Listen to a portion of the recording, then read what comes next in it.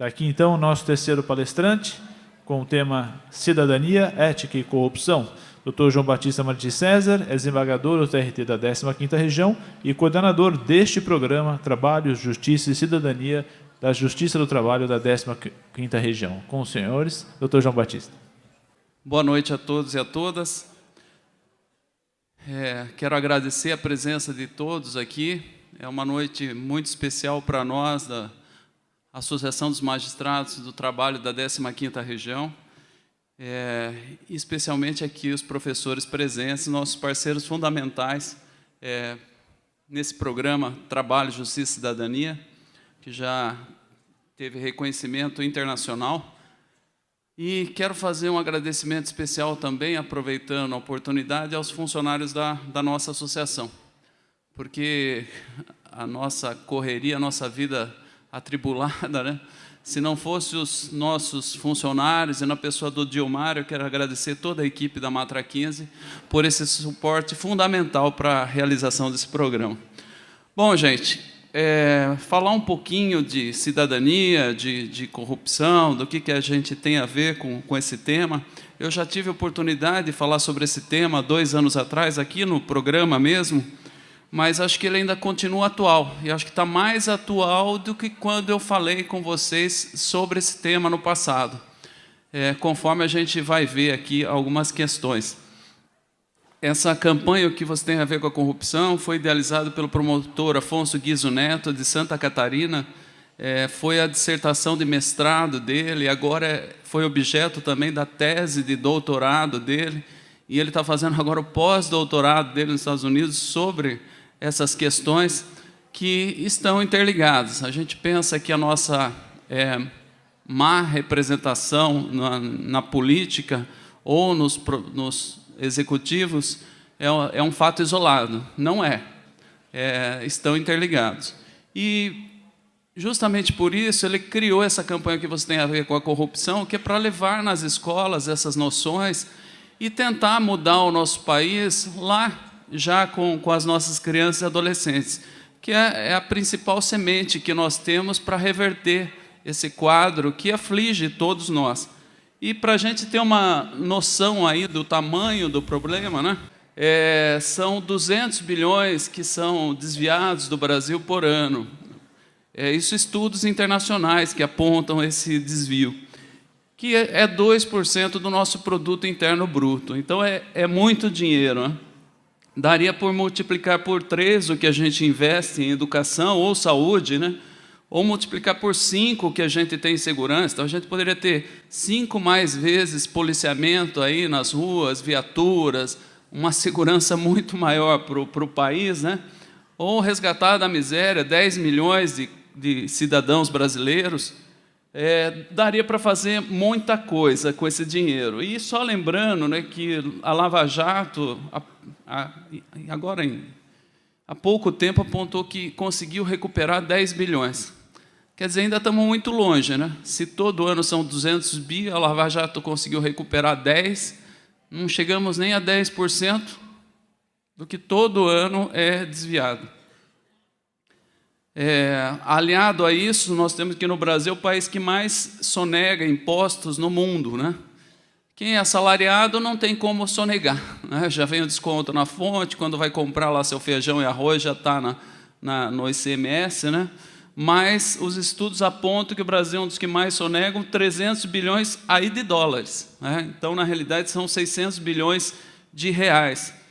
13,4% do nosso PIB, do nosso Produto Interno Bruto. Eu acho que muitos acompanharam agora, houve uma fusão do Grupo Itaú, que foi ao nosso Conselho de Desenvolvimento Econômico, e lá foi anistiado lá uma dívida de 25 bilhões, né, do Itaú para com os cofres públicos, né? O Dr. Marcelo Paloni falou mais cedo sobre a questão da reforma da Previdência, mas como falar em reforma da Previdência, a parte mais fraca pagar a conta, se ainda existe esse nível de sonegação no nosso país.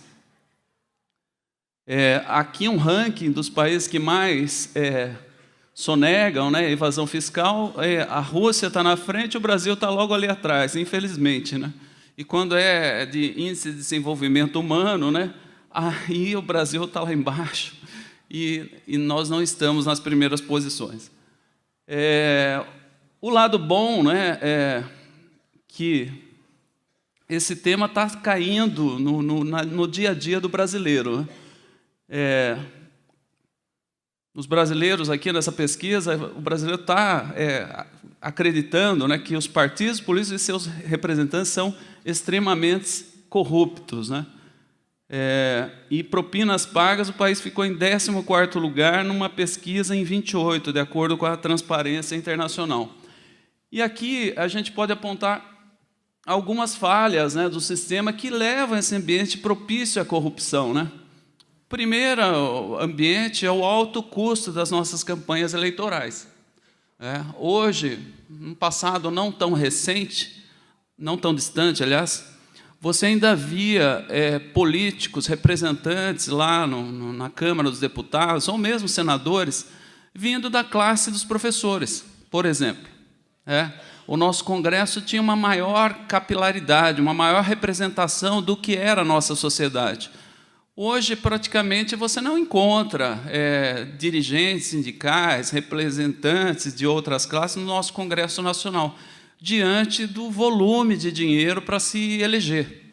Só o Eduardo Cunha declarou que arrecadou 6 milhões de reais para a campanha dele para deputado federal. Quer dizer, poucos representantes da nossa sociedade podem arrecadar um valor desse para concorrer em Brasília. E também quem gasta um dinheiro desse em remuneração nunca vai ser suplantado esse valor, né? Você vai ficar com um débito muito grande, porque com o que ganha um deputado, que se ganha muito bem, mas mesmo assim, nos 4 anos, não se pagaria isso. Bom, o modo de nomeação de cargos na administração pública, né? A nossa administração pública, infelizmente, é grandemente aparelhada, né? Não são os melhores que ocupam os cargos em comissão, mas sim os cabos eleitorais, né? Então, esse é um outro problema sério do nosso país. E o terceiro decorre do primeiro, né? A homogeneidade e a subrepresentação na política brasileira, né? As mulheres, apesar de ter, na lei eleitoral, um número de vagas mínimos para concorrer, mas, na hora H, nos cargos, efetivamente, não existe esse número mínimo. Então, tanto em qualquer poder legislativo, seja municipal, estadual ou federal, a representação das mulheres ainda é ínfima. E a gente teria que mudar esse quadro, porque as mulheres, praticamente meio a meio, né, de homens e mulheres na nossa sociedade. Então, está muito distante do que seria o ideal nessa representação. Mas, como eu falei, esse tema veio para ficar na nossa agenda, espero que fique mesmo, porque a sociedade brasileira precisa debater esse tema, né? E vem na frente de outros temas, como saúde, desemprego, educação, violência. Entrou na pauta, na agenda nacional esse tema, e acho que nós, brasileiros, temos que exigir que continue nesse tema, né? Corrupção, todos nós sabemos o que é, né? Aquela podridão que existe aí no que deveria zelar pelo interesse público, né? E temos a figura do corruptor do corrupto, né? Que também nós sabemos, né? O corruptor é aquele que vai lá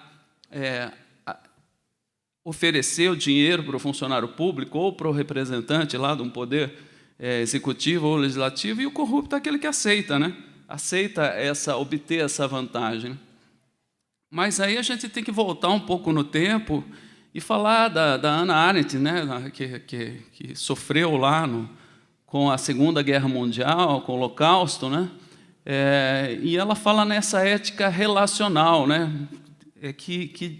O que nas nossas ações diárias nós estamos exercendo um espírito crítico para ver o que é certo e o que é errado, ou a gente está no piloto automático, vê uma coisa errada, mas deixa assim, não vai mudar mesmo, então vamos acabar consentindo com isso, né?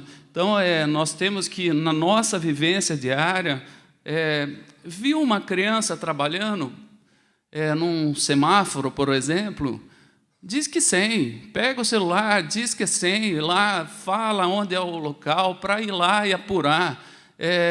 Viu alguém que está sendo maltratado, a gente tem que voltar a ter o espírito de se indignar e não aceitar o que está errado. Nos nossos atos do dia a dia, a gente tem que retomar essa questão. E também não aceitarmos a banalização do mal, né? Um dos generais do Hitler falou que, quando ele foi processado, não, eu só cumpria ordens. Pois é, se a ordem é manifestamente ilegal, né, como que nós vamos cumprir? Nós devemos ter o espírito crítico de falar não. Se alguém vem pedir para dar um jeitinho numa licitação da merenda escolar, por exemplo, a gente tem que falar não. A gente não pode aceitar. Não, é o meu emprego. Opa, mas se você não falar não, aí que o seu emprego está em jogo, aí que o seu cargo está em risco. Você falar não, temos aí o Ministério Público, tem Defensoria, tem sindicatos, tem vários órgãos aí para te apoiar. Agora, na medida que a gente aceita e fica quieto, aí sim estamos correndo risco, né?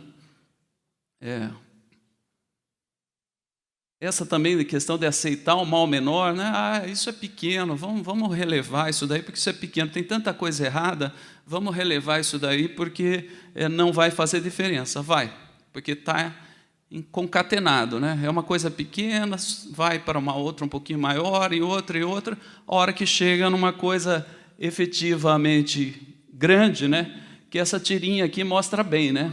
Corruptos e corruptos, né? Maria joga o papel de bala no chão. Isso é pequeno. O Chico estaciona em vaga preferencial. É rapidinho, eu vou parar lá rapidinho. O João fura fila na balada. Ninguém está vendo. Aí o Tonho, né, o nosso Cunha, né, desvia dinheiro público para a sua conta na Suíça, mas é só um pouquinho. Está tudo errado. A Maria aqui está errada também. Todos estão errados. E todos estão interligados. Jogar o papel do carro, quando a gente está andando com o carro na rua, vai entupir os bueiros, vai dar enchente, vai inundar as casas dos menos afortunados que têm a casa lá na Baixada, perto dos rios. Então, as coisas estão interligadas, a gente tem que ter consciência disso, né? Aqui alguns outros exemplos também, né? Falsificar a carteirinha de estudante, roubar sinal de TV a cabo, comprar produtos falsificados, furar fila, tentar subornar o guarda para evitar multa, colar na prova, né? Os estudantes aqui a gente vê bastante, bater ponto pelo colega de trabalho, né? Apresentar atestado médico falso para abonar o dia ou para fazer uma prova que o aluno faltou, né? Então, são alguns exemplos aqui do que ocorre no dia a dia, né? E aí, uma outra tirinha, né? Eu roubei 169 milhões, eu 300 milhões, eu 3 bilhões, estão todos soltos. Aí o Zé, que roubou a galinha, está preso. O Zé deveria estar preso. A gente tem uma sociedade feita de regras, todos nós temos que seguir. Só que esses aqui deveriam estar na cadeia antes dele, né? Não era para se chegar a esse ponto, né? Uma outra questão também é que a gente banaliza, né? A gente fala todos corruptos, todos os políticos são corruptos e ladrões. Não, a gente tem que procurar triar. Quando for votar, realmente pesquisar. Hoje a gente tem os sites aí de transparência, quem está respondendo a improbidade, quem não está. Procurar fazer esse levantamento e não falar, não, todos são corruptos, então eu voto naquele que melhor atende os meus interesses. Não, a gente não pode aceitar isso. E outra questão, a gente não pode aceitar que 5% dos canalhas do nosso país dominem os 95%. A gente tem uma parcela da nossa sociedade que é corrupta, mas o povo brasileiro é do bem, nós estamos aqui. Não podemos aceitar isso e entender como um fato consumado, né? A gente tem que reverter essa situação. Aqui, no ambiente escolar, olha que interessante essa pesquisa, foi feita na Universidade do Porto, né, com alunos de economia e administração de 21 países. E essa pesquisa mostrou que a prática dos alunos que colavam, né, ela variava muito de país para país, mas tinha uma correlação dos alunos que colavam com os países que tinham maior índice de corrupção. Então, Parece uma coisa banal, colar na prova não reflete proporcionalmente os países que estão lá no topo do índice de corrupção. Então, as questões estão interligadas. Isso colar não é um exemplo. Não acontece nada. Sim, acontece, está aí mostrando essa pesquisa, né? E aqui também, com os alunos, né, 58% dos nossos alunos já pediram para colocar nome em trabalho de grupo sem ter participado. E a gente aceita, eu também sou professor. E às vezes eu escuto, o aluno não fez nada, só colocamos o nome. A gente tem que parar de aceitar, falar, pai, então é 0, não fez, por que vai levar nota, né? 68% já copiaram o texto da internet para apresentar em trabalhos. E eu coloco o trabalho deles lá no Google, a primeira frase. Na primeira frase de alguns já vem lá, de onde eles copiaram. Eles não têm nem o trabalho de jogar para a segunda página do Google, né? Já é o primeiro trabalho lá do Google, eles copiam e colam. Assinar a lista de presente em nome do colega, né? E 69% já colaram em provas. Aqui é um vídeo que eu acho que muitos de vocês já viram, que é uma pesquisa que foi feita nos universitários no Paraná, que ficava lá o freezer lá com os sorvetes e falando, o sorvete é R$2. Você pega aqui o sorvete e deposita os R$2 aqui na vasilha ali. Nessa pesquisa, apenas 2% não colocaram o dinheiro lá na vasilha, no recipiente. Essa mesma pesquisa foi feita em Brasília. E aí o percentual de 2% subiu para 34% numa universidade em Brasília. O que será que tem em Brasília, né, gente, para ser um percentual tão grande, né? E aqui eu quero elogiar vocês. O pessoal do Sindi Varejista me falou que foi feita essa mesma pesquisa aqui com vocês, no TJC, o ano passado. E o índice de esquecimento foi 0. Palmas para vocês. Palmas para vocês. Então, a gente não pode deixar, como eu falei, aqueles 5% mandar nos 95%. Eles fizeram essa pesquisa aqui, acho que vocês nem repararam, né? Mas foi feita essa pesquisa aqui, e o percentual foi 0, o índice de esquecimento, né? E isso que também essa pesquisa eu trouxe aqui, depois eu vou deixar esses slides para o Dilmário colocar na página do TJC, para vocês anotarem, verem os links, quem quiser estudar mais profundamente esse tema. Essa pesquisa mostra que a gente tem uma certa resistência para praticar o primeiro ato de desonestidade, que a gente brinca no interior, né? Onde passa um boi, passa uma boiada, né? Então, o primeiro ato a gente resiste. Depois que você quebra o gelo, comete o seu primeiro deslize, aí o seu cérebro já começa a aceitar. Quando você vai para o segundo, terceiro, depois fica natural. Você nem acha mais que aquilo seja uma coisa ilegal ou irregular. Essa pesquisa comprova isso também. Bom, essa campanha tem esses vieses, né, que é o fim da impunidade, né, a gente apurar aí o poder do Ministério Público de investigar e de punir os culpados, e tem essa outra vertente, que é a vertente da educação, né, por isso que estamos aqui, né, para que essa campanha atinja o maior número de pessoas e conscientizar, né, e, principalmente, é preciso dar o exemplo, né? Quando a gente dá o exemplo, nós exigimos também, né? Daí nós podemos exigir. Então, a gente tem que dar o exemplo e exigir, né? E essa corrupção a gente tem no poder público, nós temos no nosso trabalho, temos na vida social, tem em casa, tem na escola e tem nas eleições. No poder público tem lá o nepotismo, a fraudar a licitação, usar o carro público para fins particulares. Acho que vocês viram, tempos atrás, lá no município de Sorocaba, os funcionários públicos pegavam o carro do município para ir pegar a cesta básica. O carro público não é para isso, né? Cesta básica é um direito do funcionário público, mas ele não pode pegar o carro público do trabalho para ir buscar a cesta e levar para a casa dele. O carro público não serve para isso. Então, mostrar que tem várias vertentes aí no poder público, não é só o prefeito, né? Então, tem muita coisa. No trabalho, né, a gente já viu lá faltar utilizando o atestado médico falso, né, pedir para outro bater ponto. Esse é o mais grave, danificar um equipamento para justificar a saída antes do horário para não trabalhar. Né? E eu li, tempos atrás, no Jornal de Sorocaba, que lá no Conjunto Hospitalar de Sorocaba quebravam equipamentos médicos para não trabalhar. Então, se o nosso político rouba e a gente condena, a gente também tem que condenar. Quando um funcionário público quebra um equipamento que é de todos nós para não trabalhar com tanta gente passando necessidade, com problemas de saúde, né, a gente não pode aceitar. E outra coisa também, né, eu falo isso quando eu vou para as escolas, no programa TJC, falo, você está ganhando pouco? Tá, então lute, converse com o seu patrão, fale com o sindicato, vá atrás dos seus direitos, mas não faça corpo mole, porque aquele empresário que está pagando o seu salário, que está te sustentando, você tem, no mínimo, a obrigação de dar contrapartida pelo salário que ele está pagando. Você também fazer corpo mole é também um ato de corrupção, porque aquela pessoa, afinal de contas, também está lutando com a vida, está procurando que a empresa vá para frente e tal.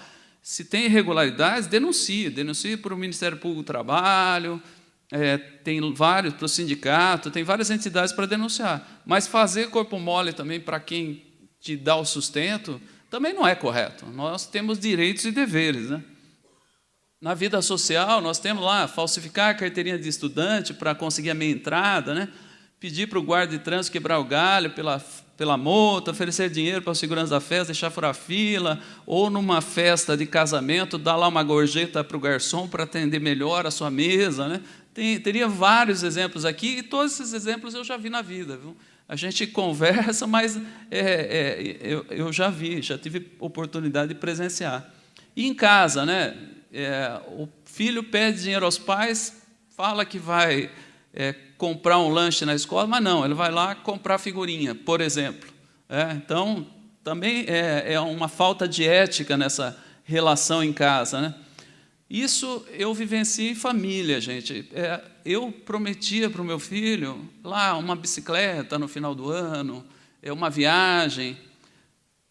Está certo a gente fazer isso? Não é obrigação dele? Se ele não trabalha, se ele só estuda, ele tirar boas notas e passar de ano é uma obrigação dele. Ele não merece prêmio. A gente não pode vincular essas coisas que é obrigação da criança, do adolescente, com benefícios outros, que a gente vai invertendo a ordem das coisas também. Se eu quiser dar uma bicicleta para ele no final do ano, ótimo, eu vou dar como presente de Natal, mas não vou vincular a questão da escola, porque a escola é obrigação dele, ele que se vire lá, estude, a gente vai dar o apoio para ele estudar, mas a gente não deve vincular essas questões. Né? Falsificar a assinatura dos pais lá no boletim, no documento da escola, né? Fingir estar doente para não ir à escola ou cumprir outra obrigação, cabular aulas, né? Teriam muitos exemplos. E aqui também, no fingir estar doente, eu vivenciei isso na escola que meu filho estudava. Saiu a programação, calendário escolar no início do ano, eu combinei uma viagem. Aí a escola mudou o calendário. Quando eu marquei a viagem, teria prova. Eu falei para minha esposa, vai lá, conversa na escola, porque não estava isso no calendário. Então, vi um outro dia para fazer a prova. Aí a escola falou para ela, só você trazer um atestado médico. Minha esposa falou, mas ele não está doente, ele nem vai estar doente. É erro da escola. Vocês soltaram um calendário escolar que não tinha prova, agora vocês mudaram, eu já paguei a viagem, eu tenho direito de viajar, e ele tem direito de fazer prova. Mas para vocês verem como está no nosso cultura, né? A escola traz o atestado médico que eu mudo a prova. E se falar a verdade, não pode mudar? O erro é deles? Na escola, a gente já viu aí também aquela pesquisa, né? Eu vou pular, mas eu gosto de falar para os alunos esse último exemplo. Pegar livro na biblioteca e não devolver, isso é muito grave. Porque o que você vai fazer com o livro depois? Você lê o livro passa para outro, é o espírito de solidariedade, né? Deixa outras pessoas terem oportunidade, o prazer de ler aquele livro. Para que ficar lá em casa num canto? Né? do eleitor, né? Tem pedir, aceitar dinheiro, pedir cargo em comissão, né? Tem muito eleitor que pede também, o cabo eleitoral, vou fazer campanha para você, mas depois você me arruma um carguinho lá em comissão, né? Mudar o domicílio eleitoral só para votar naquele candidato que o cidadão quer beneficiar, e lá em Araçoiaba da Serra, isso mudou o resultado da eleição. Um município pequeno, o candidato a prefeito trouxe eleitores de outras cidades, acho que foi 4 ou 5 ônibus, mas muda o resultado da eleição, uma cidade pequena. E não é justo, porque você não mora naquela cidade, você não vivencia aqueles problemas e você altera a vontade do povo que está ali sofrendo, aquele povo que sabe quem é o melhor. Você não está ali todo dia, por que você quer votar naquela cidade? A gente tem que ter essa consciência também, né? E aí, gente, essa questão desses favores aí dos cabos eleitorais, para mostrar aqui para vocês que os cargos em comissão, eu falo para vocês que é o câncer do nosso país. Aqui, ó, o Chile tem 800 cargos em comissão, o Chile todo, o país inteiro, em administração direta e indireta. Holanda, 700 cargos. Inglaterra tem 500. França e Alemanha, 300, mais ou menos. Estados Unidos tem 7 mil para 300 milhões de habitantes. No Brasil, nós temos 600 mil. 600 mil cargos em comissão. Onde está o aparelhamento do Estado? Onde está o câncer no Estado? Não é o funcionalismo público. O funcionalismo público presta concurso, estuda, presta concurso e trabalha. Agora, o problema do Estado brasileiro está aqui. 600 mil cargos em comissão. 600 mil apadrinhados, 600 mil cabos eleitorais. O candidato aqui prometer vantagens, também dinheiro, né? A gente já viu de tudo, né? E também boca de urna no dia da eleição, né? Então, são vários exemplos aqui de corrupção por parte dos candidatos. Tem as vantagens imediatas, né? Então, o cara ele é corrupto, ele ganha dinheiro, ele vai para a vida pública, ele se elege, ele tem o status social, tem um monte de cabo eleitoral para bajulá-lo, que estão em cargos em comissão, então tem um monte de gente que fica ali em volta dele, só que tem as desvantagens duradouras, né? Então, vem as condenações criminais, vem a perda do patrimônio que foi auferido com a corrupção, né? E a rotulação social. Se a vantagem primeira foi, ele subiu, ficou na mídia e tal, depois ele vai ficar na mídia também de forma pejorativa. E aqueles bajuladores, aqueles cabos eleitorais que estavam ali, os cargos comissionados, são os primeiros a assumir, né? A gente vê quando um vereador não é reeleito, ou um prefeito não é reeleito, ele vai para uma cerimônia, nem os atuais cargos comissionados não acompanham ele, né? Daí ele fica à míngua, né? Eu já presenciei isso, é deprimente. Você vê que a turma os ratos abandonam o navio antes do comandante. E, infelizmente, a gente vê essas coisas, né? Porque daí eles já estão procurando o político eleito para conseguir o novo carguinho, né? E aí a gente tem que resgatar, né, o contrato social, né? Rousseau, né, ele falava que o forte não é nunca bastante forte para estar sempre no poder, se não faz da sua força um direito e da obediência um dever. O que a gente pode interpretar isso, né? Vamos usar a nossa força, o nosso prestígio, os nossos políticos, eu estou falando, quando são eleitos, usa para mudar o país. Porque você pode estar bem hoje, mas seu filho, seu neto vai estar. Se a gente não tiver um contrato social que todos ganhem, quem garante que o filho desses políticos, os netos desses políticos, estarão num estado bom? Se o estado for bom para todos, os filhos deles também estarão bem. Agora, se o estado for bom só para eles, quem garante que a família dele no futuro estará, ou eles mesmos, né? Podem perder uma eleição, ter uma falência aí numa empresa, e será que eles vão ficar num estado com condições mínimas, que é o que nós estamos sofrendo hoje com essas reformas aí que querem nos enfiar goela abaixo, né? Essa é a expressão que eu uso para isso, né? Então, nesse pacto, aí, nesse contrato social, nós devemos fazer um acordo aqui, ó, nós vamos cumprir a lei, não porque a lei fala isso, porque nós, cidadãos aqui, entendemos que devemos cumprir a lei, não passar no sinal vermelho, não furar a fila. Então, isso nós, enquanto brasileiros, temos que aderir a esse contrato social, porque a lei não adianta ter lei vai ter para tudo. A questão é fazer cumprir a lei. Se nós, brasileiros, não resolvemos cumprir voluntariamente a lei, né? E essa frase é interessante, e o momento atual acho que é muito importante também, né? Uma sociedade só é democrática quando ninguém for tão rico que possa comprar alguém e ninguém seja tão pobre que tenha que se vender a alguém. Rousseau, né? Acho que essa frase é muito importante, né? E a gente também aprender com os erros, né?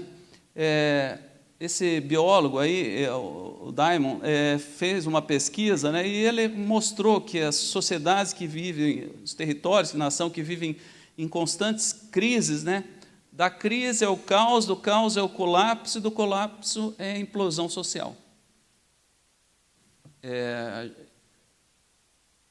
Território, nação, que vive por crises, caos, colapso, implosão social. Estamos longe disso, gente, no nosso país. E aí, né, uma sociedade pode destruir a si mesma ou o seu futuro por meio da imprevidência, né?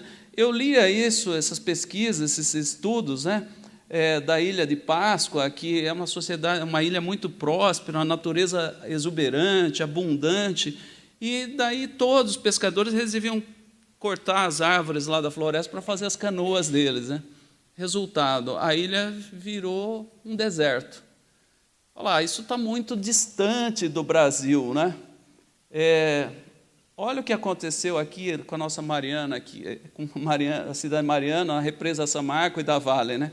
Olha o que era antes, olha o que ficou depois. Nós estamos longe daquilo lá, gente, daquele estudo, e tendo na nossa cabeça que o Brasil é o maior extrativista da América do Sul, um dos maiores do mundo, né?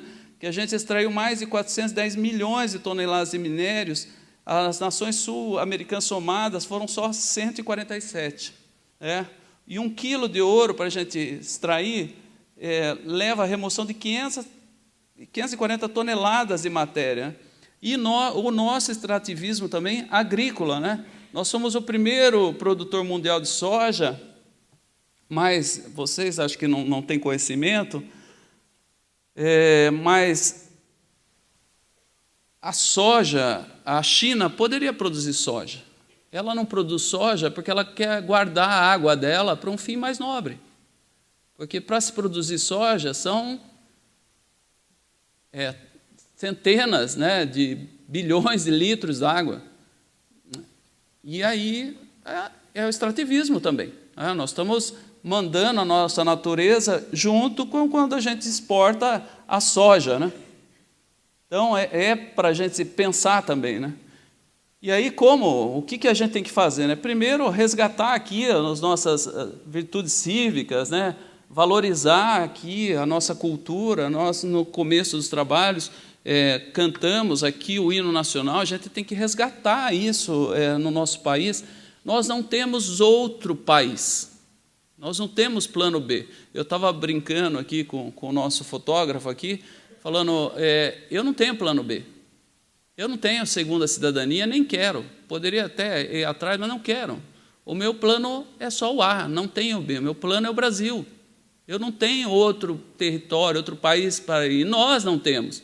Que por mais que você tenha dupla cidadania, lá você é um gringo, lá você é um estrangeiro. Eu viajo bastante e vejo isso. E as pessoas relatam isso para mim também. Então, a nossa terra é aqui, é o Brasil. A gente tem que ter essa cultura de cultuar o bem, de valorizar o que é correto, o que é certo, né? Quando individualmente você ganha, o coletivo não pode perder, perder. O coletivo tem que ganhar porque você individualmente vai ganhar também. Então, a gente tem que ter essa cultura, né?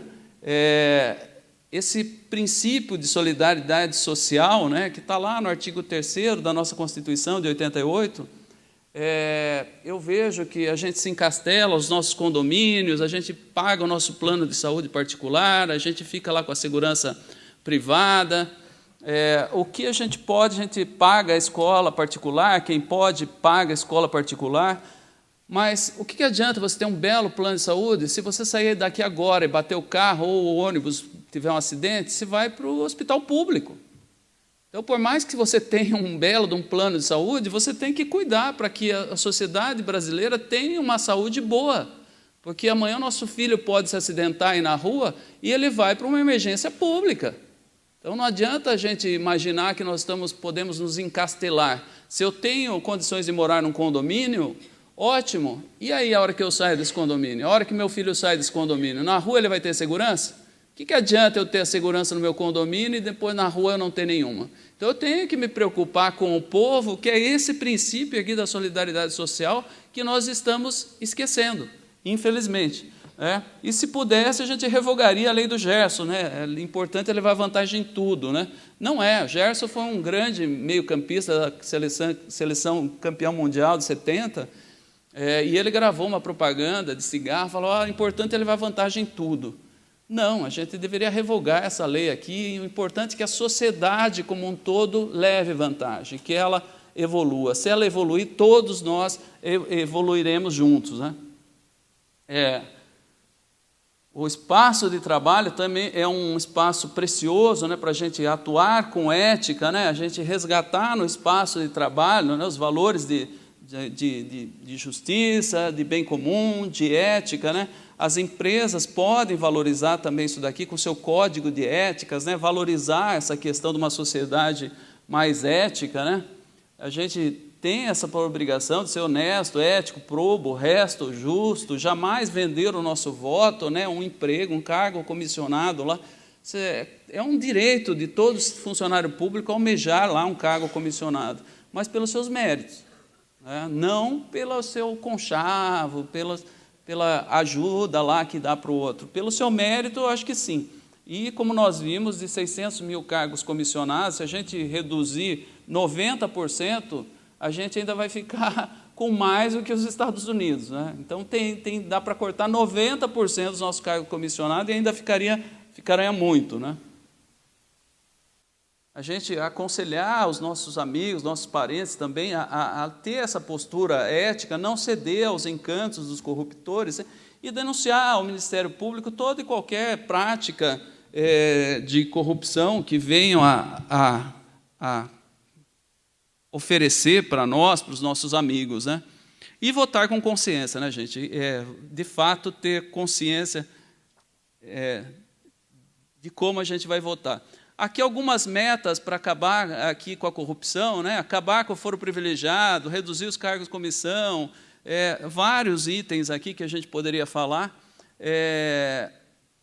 Essa nossa responsabilidade com as gerações futuras. E eu queria pegar com vocês essa ADI aqui, uma ação direta de inconstitucionalidade. O Supremo Tribunal Federal declarou a inconstitucionalidade do financiamento dos candidatos pelas empresas. E essa é uma decisão que eu reputo que pode mudar a história do Brasil, se a gente lutar para que ela prevaleça, porque tem muita gente falando já quer mudar isso, querem aprovar uma lei para que as empresas voltem a financiar os candidatos. Mas olha as falas aqui dos ministros, o ministro Fux. Chegamos a um quadro absolutamente caótico, em que o poder econômico captura de maneira ilícita o poder político. A ministra Rosa Weber: a influência do poder econômico culmina por transformar o processo eleitoral em jogo político de cartas marcadas, odiosa pantomima que faz do eleitor um fantoche, esboroando a um só tempo a cidadania, a democracia e a soberania popular. E a ministra Carmen Lúcia: há uma influência que eu considero contrária à Constituição, é essa influência que desiguala não apenas os candidatos, mas desiguala até dentro dos partidos. Aquele que detém maior soma de recursos é aquele que tem melhores contatos com empresas e representa esses interesses, e não o interesse de todo o povo, que seria um interesse legítimo. Agora eu volto para vocês. A reforma trabalhista e a previdenciária que está sendo feita no nosso Congresso Nacional está defendendo o interesse do povo ou o interesse de quem financiou os nossos candidatos, os nossos representantes que estão em Brasília? Eu costumo brincar, se você confia no nosso Congresso, diante de todo esse quadro aqui, fique tranquilo, porque ele está vendo o que é melhor para você. Se você não confia, procure ler. Procure ler bastante o que as reformas, tanto trabalhista quanto a previdenciária. A forma como o Congresso colocou o regime de urgência na reforma trabalhista, votou num dia, não passou. No outro dia, coloca de novo. Se não passasse, ele colocaria no terceiro, no quarto, no quinto. Isso é republicano? Isso é democrático? Hoje é o direito do trabalho que está sendo tratado assim. Amanhã pode ser o direito do consumidor, o direito das minorias e outras tantas questões que não se pode fazer dessa forma. A gente tem que ter consciência coletiva e cobrar, mandar e-mail lá para os nossos deputados, porque eles são uma caixa de ressonância assim.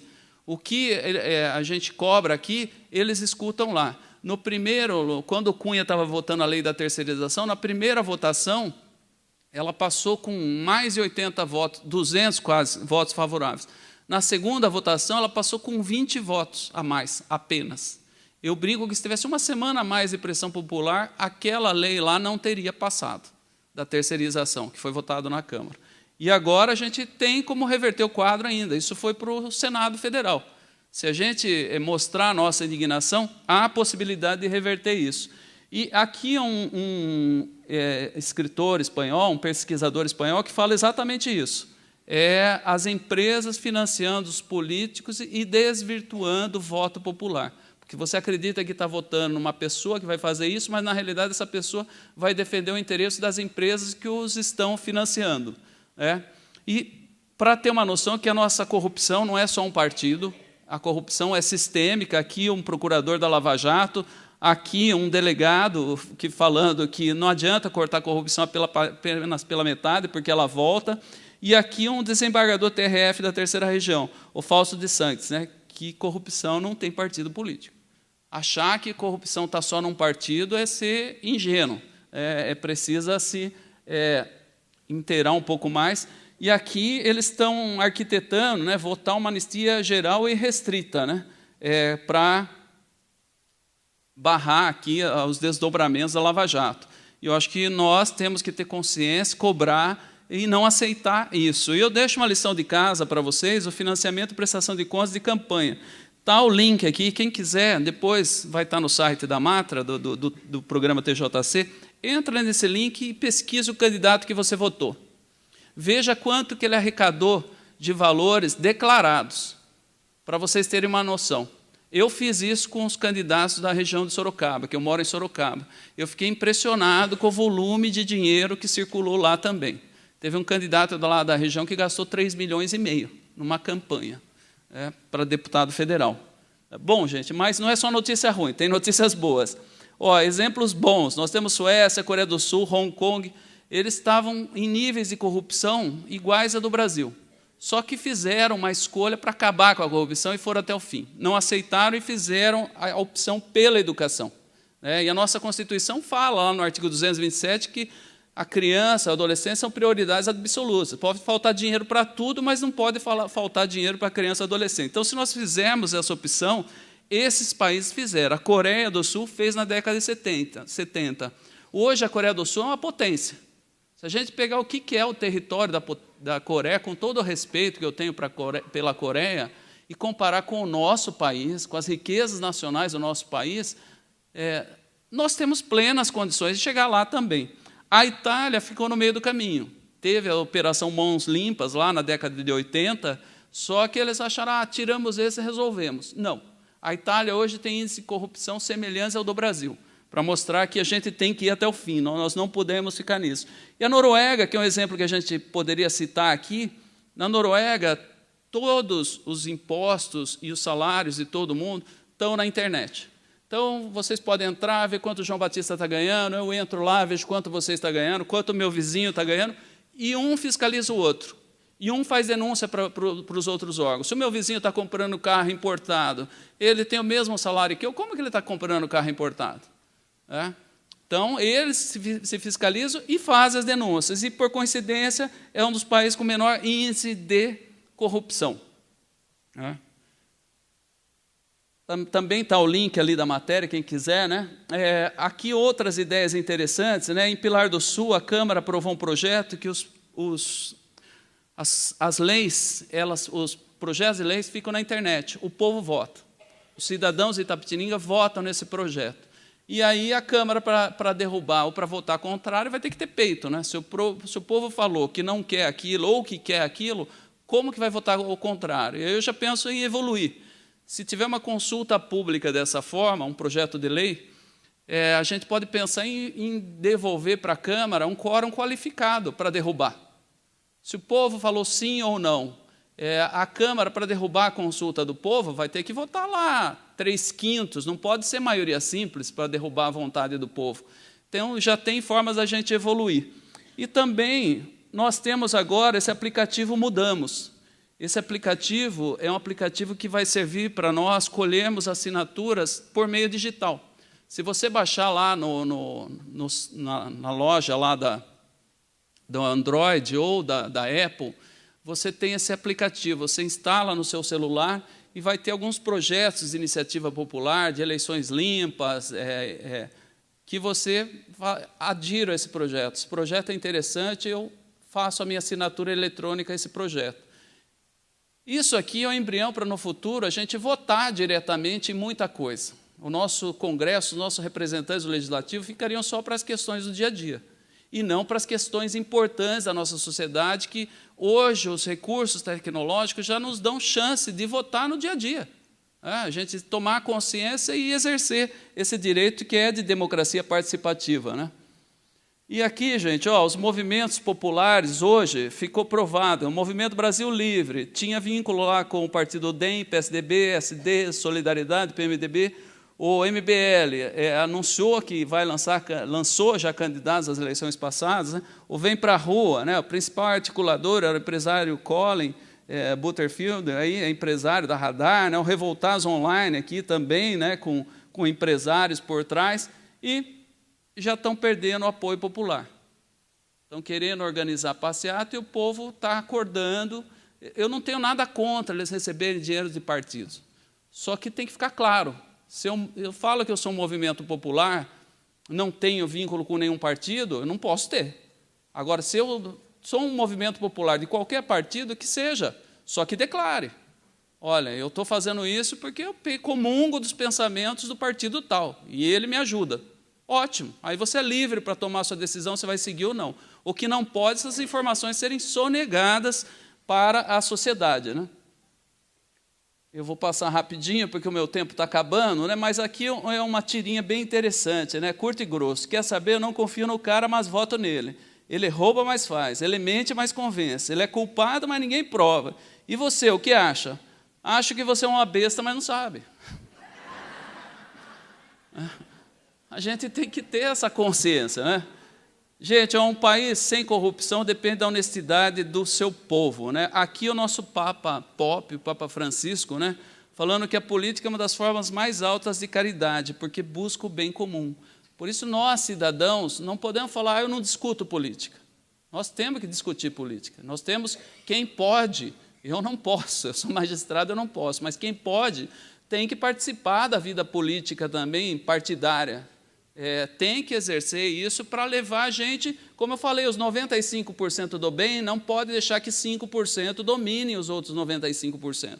Nós temos que discutir esses temas, né? O Martin Luther King, né, ele tinha essa frase que é fenomenal, né? Nossa maior preocupação não deve ser a maldade dos maus, mas o silêncio dos bons.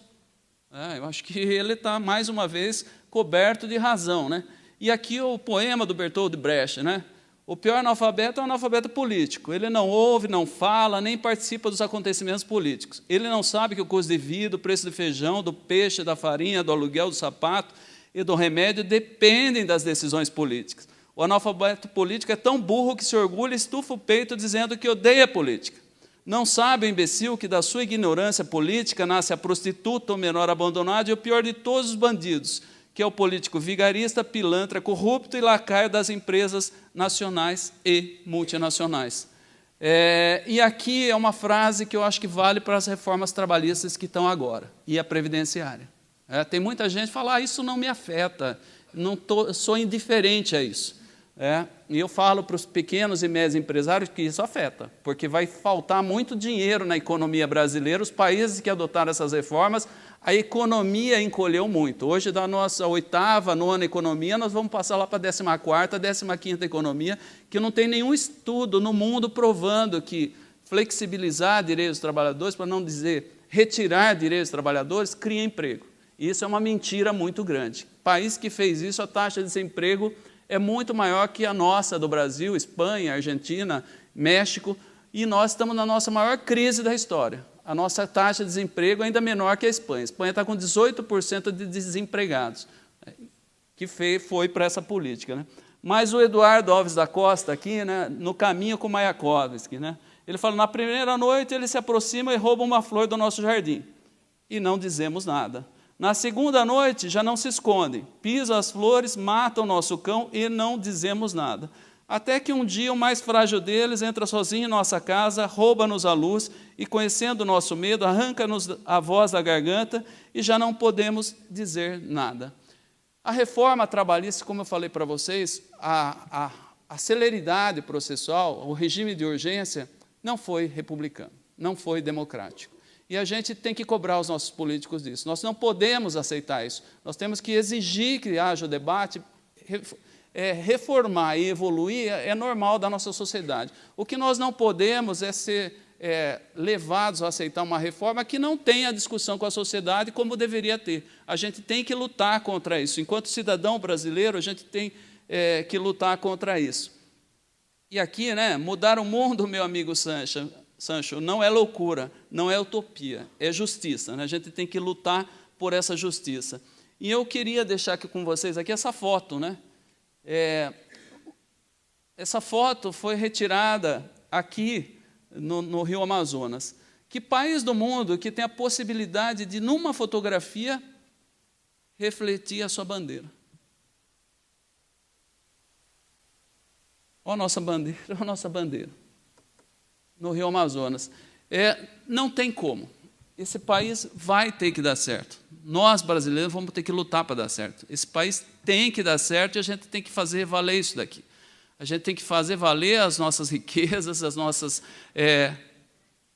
similitudes regionais, o que nós temos de bom e fazer prevalecer isso. Exigir de nossos políticos e votar limpo. A gente tem que ter consciência e votar limpo. Afinal de contas, o ano que vem teremos eleições de novo.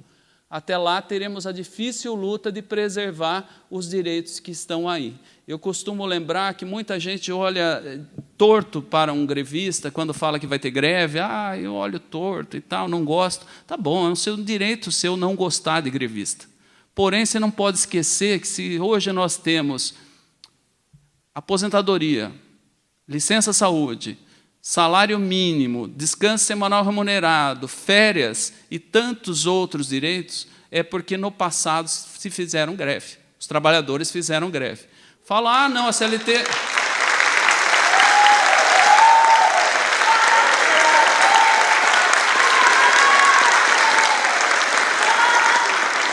A CLT caiu do céu. A CLT não caiu do céu. No início do século XX, foram muitas as greves no Brasil, e uma, em 1917, foi uma greve geral, sim. Foram mais de 80 mil trabalhadores que pararam. E gente morreu nesses movimentos. Muita gente morreu, não caiu do céu. E agora, coincidentemente, nós vamos fazer 100 anos a primeira greve geral no Brasil, agora dia 12 de junho. 12 de junho é o dia dos namorados e dia do centenário da nossa primeira greve geral. Então, a greve está lá no artigo 9º da Constituição, por hora, enquanto não mexerem na Constituição, é um direito fundamental dos trabalhadores. Gostemos ou não, é um direito de cada um, não defendo greve violenta, eu acho que é o legítimo meio do trabalhador se manifestar, mas tenham consciência, nada veio do céu e a nossa obrigação é deixar o Estado, esse estado de bem-estar social, no mínimo como nós recebemos, para os nossos filhos e netos. Nós temos obrigação com isso para a nossa sociedade, para com nossos filhos, para com os nossos netos. Muito obrigado a vocês, até a próxima.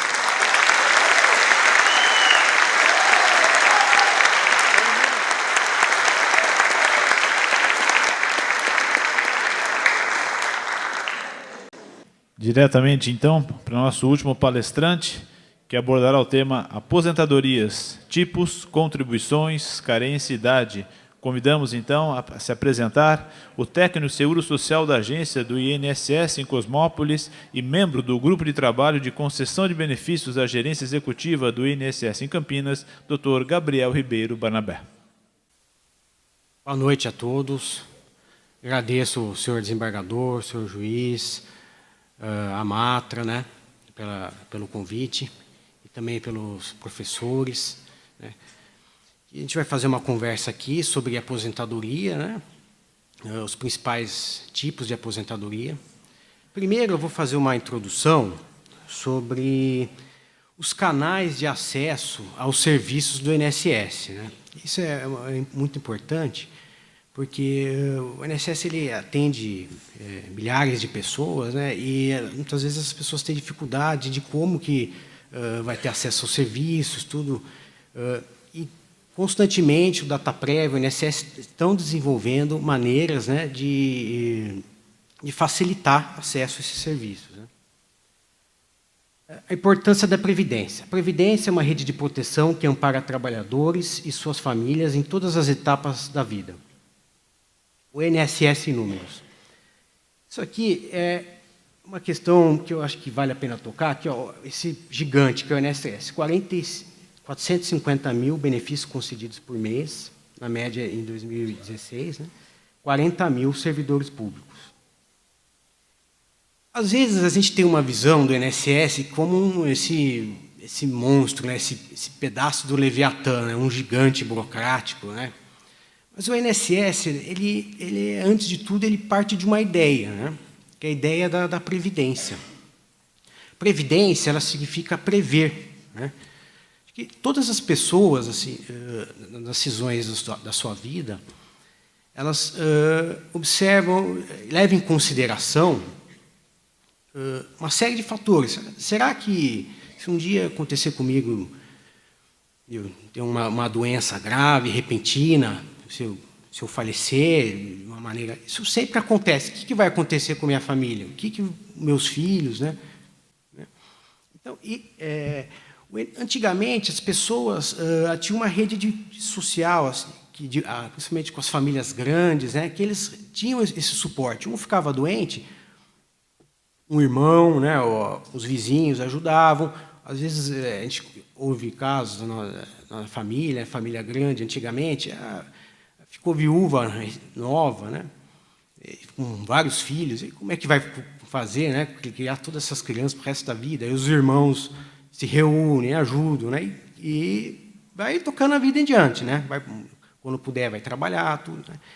Hoje em dia, as famílias são menores, né, e isso daí, a previdência é o mínimo, né, que as pessoas têm que ter para se garantir, porque por isso eu acho muito importante, né, orientar os alunos, né, nesse sentido de se filiar à previdência, fazer a contribuição, é o mínimo que a pessoa tem, né, para se proteger de uma eventualidade, né, que pode acontecer no futuro, uma doença que incapacita totalmente a pessoa, às vezes com uma idade pessoa nova, a gente vê muito casos assim, né, às vezes de uma hora para outra a pessoa tem uma doença degenerativa e fica totalmente incapacitado, né. Então é importante, eu acho que é importante frisar isso para os alunos, né, que é uma maneira de se precaver, né, é uma questão de prudência, né, levar em consideração a filiação na Previdência, né. Cidadãos a partir de 16 anos de idade que podem contribuir para a Previdência. São os chamados segurados e fazem jus a uma série de benefícios. Os benefícios previdenciários: aposentadoria por idade, aposentadoria por tempo de contribuição, especial, por invalidez, para a família, salário maternidade, salário família, pensão por morte e auxílio reclusão. Por incapacidade, o auxílio doença, auxílio acidente e aposentadoria por invalidez. Esses benefícios são uma proteção social para os segurados, pois garante em diversas situações que os impeçam para exercer suas atividades. Situação de morte, velhice, né, a doença, a maternidade, são os principais eventos, né, que a Previdência procura proteger. A cada 10 trabalhadores, apenas 7 se encontram socialmente protegidos. Acho que é uma questão importante, né, como pode se expandir, né, a Previdência. Meu INSS é um canal, né, que o INSS está desenvolvendo, que se pode acessar pelo site, e tem uma série de funcionalidades, né, que você pode acessar sem ter, com facilidade, sem ter aquela necessidade de, às vezes, de ir numa agência, pegar uma fila, ou você mesmo, entrando no site, você vai poder acompanhar a sua vida previdenciária. Como que você pode, geralmente, os interesses mais relevantes, né, que as pessoas têm a respeito da vida previdenciária? Será que a empresa está recolhendo o INSS? Como eu posso conferir o meu cadastro no INSS? Se ele está correto, com o nome correto, às vezes a mulher altera o nome, né, de casada. Quanto tempo eu contribuo para a Previdência e se já posso me aposentar? Lá na internet, através do meu INSS, vocês podem acessar essas informações. Isso aqui é uma questão importante também, a questão do desempregado, né? Caso a pessoa fique desempregada, ela pode perder a qualidade de segurado. Depois de 12 meses, né, o segurado empregado ele mantém a qualidade de segurado, se tiver o seguro-desemprego, por mais 12 meses. Né? O contribuinte individual, a mesma coisa, são 12 meses. E o facultativo, que é o que não exerce atividade remunerada, ele continua com a qualidade de segurado por 6 meses. Às vezes a pessoa perde o emprego, né, e vai passando a vida. É importante, assim, não deixar a qualidade, perder a qualidade de segurado, né, senão você não vai estar coberto pela Previdência. É importante a pessoa, depois de um tempo de trabalho, tudo, procurar se informar, ir atrás, contribuir para a Previdência, para não ficar descoberto. Lá no canal INSS, você vai poder verificar se o empregador, né, tanto o empregador comum, como o empregador doméstico, e o contribuinte individual, né, como está a regularidade de suas contribuições. O Cadastro Nacional de Informações Sociais é o CNIS, né? Lá que vai estar registrado toda a sua vida laboral, né? Todas as suas contribuições, os seus vínculos empregatícios, né? Esse que é o documento oficial do INSS, que você pode acompanhar para ver se está regularizada a sua vida laboral. Isso você pode retirar através desse canal do meu INSS. Quais os outros serviços disponíveis pela internet? Além do status CNIS, declaração de regularidade do contribuinte individual, o histórico de créditos, a carta de concessão. E se você é possível fazer a revisão no seu benefício, né? O extrato CNIS, como eu disse, ele visualiza todos os vínculos e todo o seu histórico laboral. Declaração de regularidade do contribuinte individual geralmente é necessário para uma questão assim, para comprovar junto à empresa que está sendo que o autônomo, né, o contribuinte individual, está contribuindo. O histórico de crédito ele mostra o valor, né, do benefício, né, e também para os idosos existe uma lei que regula o bilhete de viagem do idoso. E ele, com esse documento, você pode, nas situações específicas da lei, o idoso ele pode fazer viagens, né, gratuitas. E a carta de concessão, que mostra o cálculo do benefício, né, geralmente ela se recebe em 20 dias, e após esse período, se não chegar, é necessário ir numa agência para retirar. Né. Também todos os requerimentos, né. Todos os benefícios eles podem ser requeridos pela internet, né, por meio do agendamento. Lá na internet você vai verificar também quais as agências mais próximas de você, eventualmente se tem uma agência que tem um agendamento por um prazo mais curto, lá você vai encontrar também, às vezes que sendo em uma outra cidade. E consultar a revisão dos benefícios. Né. O INSS está sempre desenvolvendo, né, outras maneiras de facilitar essa enorme quantidade de pessoas, né, que buscam os seus serviços para para as pessoas, por conta própria, ter a autonomia de ir atrás dos seus direitos, né, esse é o site, serviços.inss.gov.br. Aí você clica, escolhe os serviços, né, faz o login, e aí vai ter um processo de validação de uma senha. Isso daí é bom prestar bastante atenção. E ter os documentos em mão, carteira de trabalho, né, RG, CPF, vão ser feitas algumas perguntas, né, e você vai ter que responder isso. Se não conseguir pela internet, pode tentar pelo Central 135.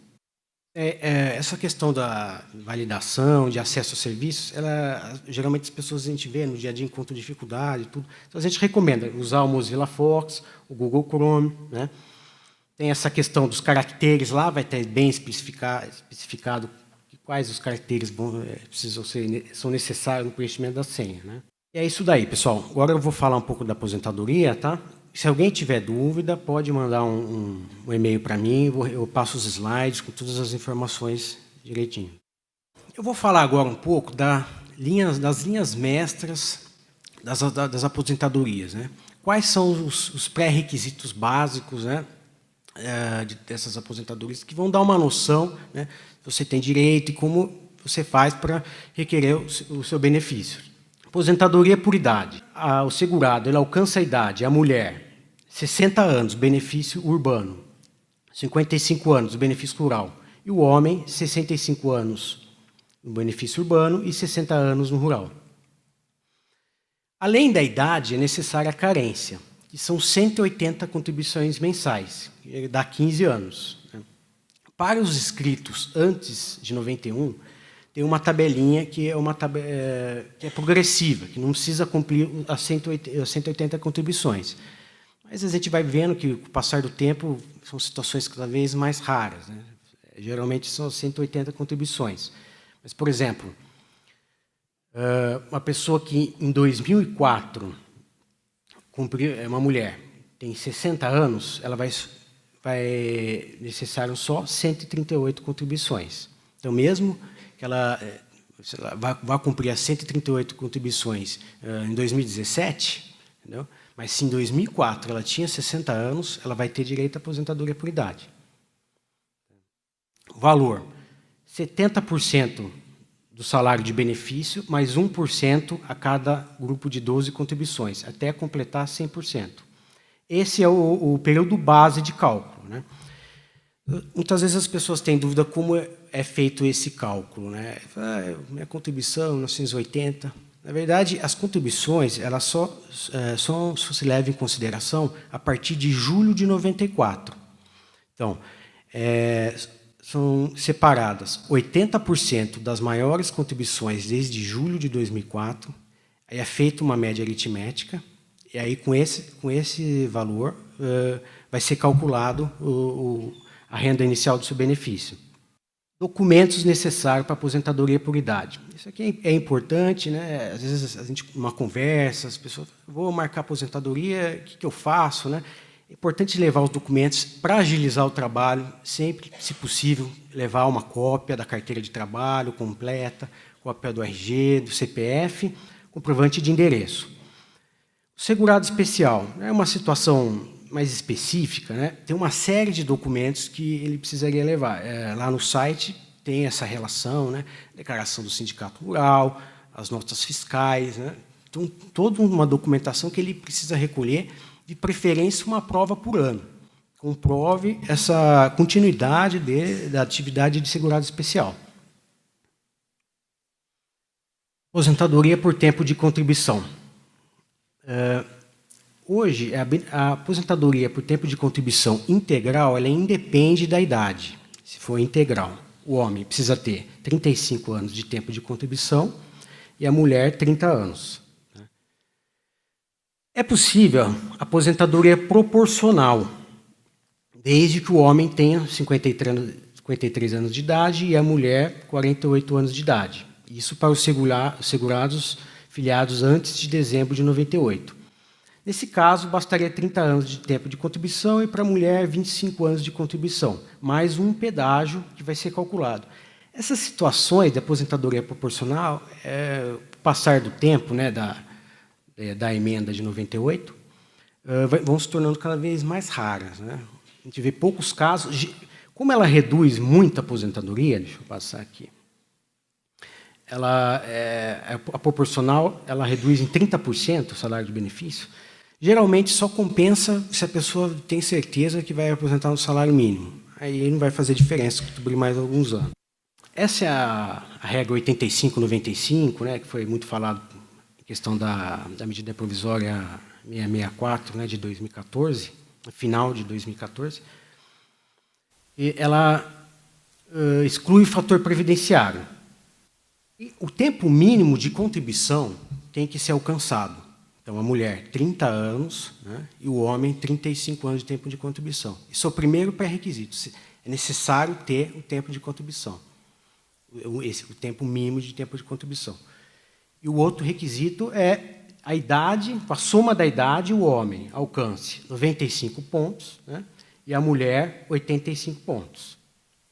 Nesse caso, não vai ser aplicado o fator previdenciário, que ele reduz a aposentadoria, a gente vai ver como ele funciona. Por exemplo, uma mulher, né, com 53 anos de idade e 32 anos de tempo de contribuição. 32 anos de tempo de contribuição já está a mais dos 30 anos necessários, né? Com a soma dos 53, atingiu os 85 pontos. E aqui um outro caso de um homem que tem 39 anos de tempo de contribuição, mas só 55 anos. Então, nesse caso aqui, ele atingiu 94 pontos. Não, ele pode aposentar, mas vai incidir o fator previdenciário. Então, é isso que eu só queria salientar, né? Não é a soma da idade com o tempo de contribuição só, né? Você precisa ter o requisito do tempo de contribuição. O fator previdenciário ele não acabou. A pessoa pode aposentar, né, se mesmo não alcançando a regra 85-95, mas não vai, a aplicação do fator previdenciário vai reduzir, né, em uma fração a aposentadoria. Aposentadoria por idade nada mudou. Só que a tabela, né, do que vai ser exigido, né, até 30 de dezembro de 2018, a mulher vai ser a regra 85-95. E depois de 31 de dezembro de 2018, vai progressivamente aumentando em um ponto. Fator previdenciário. Aparentemente é uma forma complexa, mas para quem está familiarizado com matemática, vai ver que não é tão complicado assim. Isso tem acho que o importante do fator previdenciário é que é uma regra de que quanto maior o tempo de contribuição e maior a idade, né, maior vai ser o valor do benefício. É uma maneira, uma forma que o governo criou de desestimular, né, aposentadorias precoces, pessoas postergar a decisão da aposentadoria, né? Então, as variáveis, né, tempo de contribuição multiplicado por uma alíquota, né, tem a expectativa de vida, e a idade do segurado são os elementos que levam em consideração. Aqui é uma tabelinha para ter uma noção de como que vai sendo o fator previdenciário, ele vai reduzindo de acordo com o passar do tempo de contribuição e a idade da pessoa. Aqui é só um exemplo, acho que não. Aqui um exemplo de aplicação do fator previdenciário. Por exemplo, se a pessoa calculou R$1.000 o salário da pessoa. Com a aplicação do fator previdenciário, vai reduzir para 716 multiplicados, né? Mas a renda mensal inicial o salário não pode ser menor que o salário mínimo. Então, a pessoa vai ter o direito ao salário mínimo, não os 716. Isso é garantido, né? As pessoas nunca vão ter a sua aposentadoria, o seu benefício, com exceção do auxílio-acidente, um valor menor que o salário mínimo.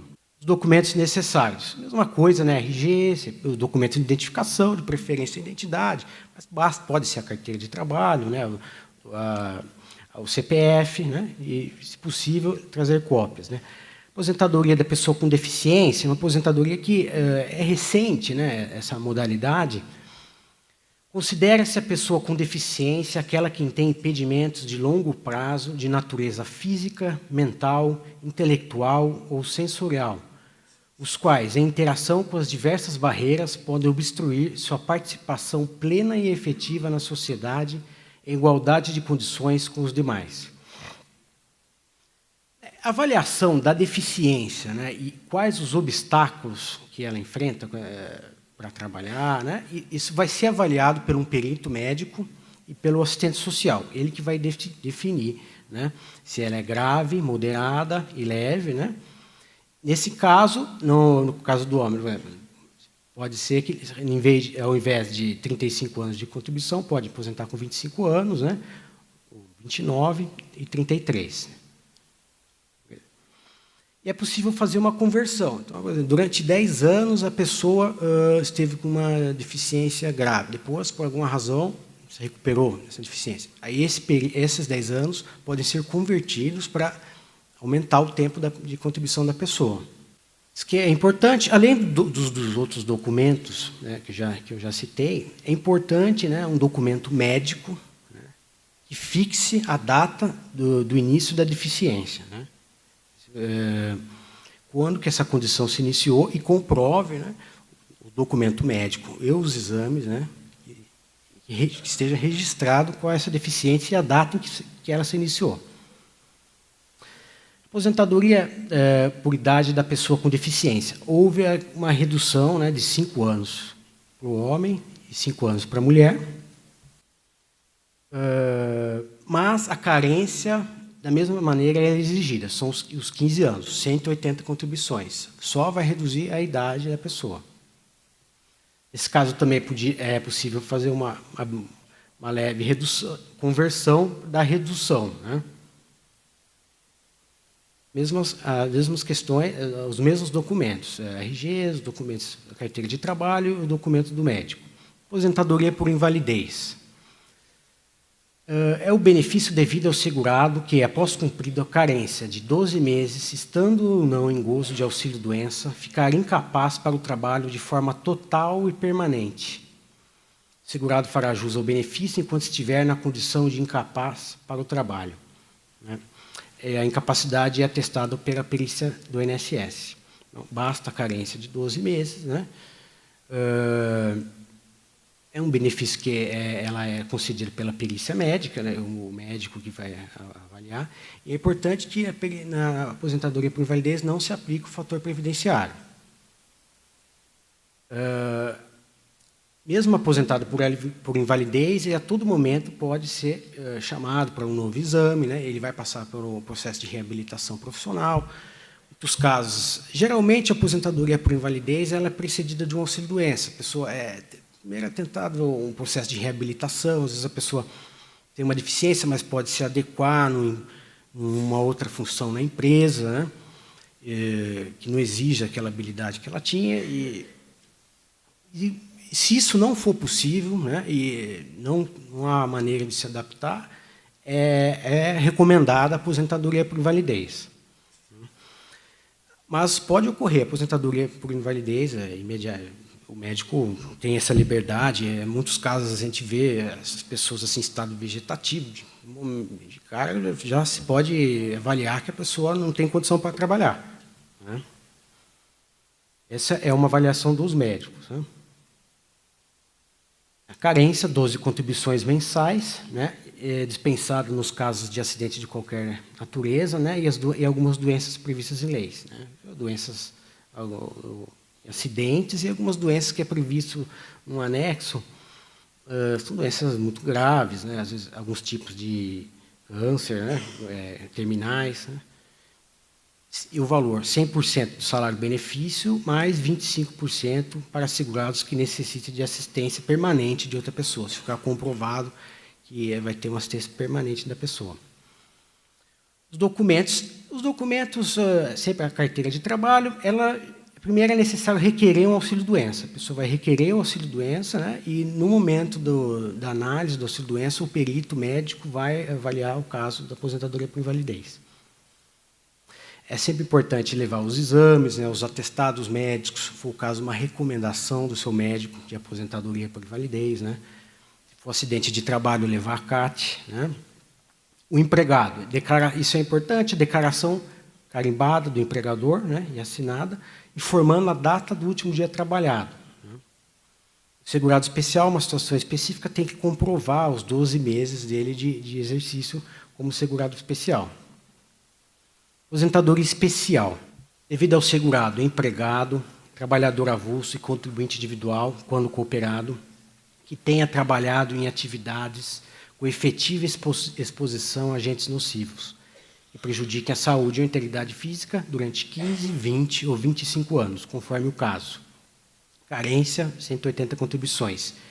E o valor, 100% do salário-benefício, ou seja, não se aplica o fator previdenciário. Os casos da aposentadoria especial pura, né, vamos dizer assim, os 15 anos sujeitos submetidos aos agentes nocivos, ou 20 ou 25, são situações não tão comuns. Né? 15 anos, menos ainda. Geralmente, as pessoas que trabalham em mineração, né, e um forte de risco à saúde, né, não são comuns. Geralmente, as pessoas trabalham por um período submetidas a agentes nocivos. Trabalham numa empresa por 10 anos. Né? Dificilmente a gente vê casos de 15, 20, 25 anos. Né? Mas, se eu conseguir isso, né, os 25 anos, geralmente essa exposição a ruído, né, são agentes nocivos comuns nas fábricas. Né? Ela, aposentada,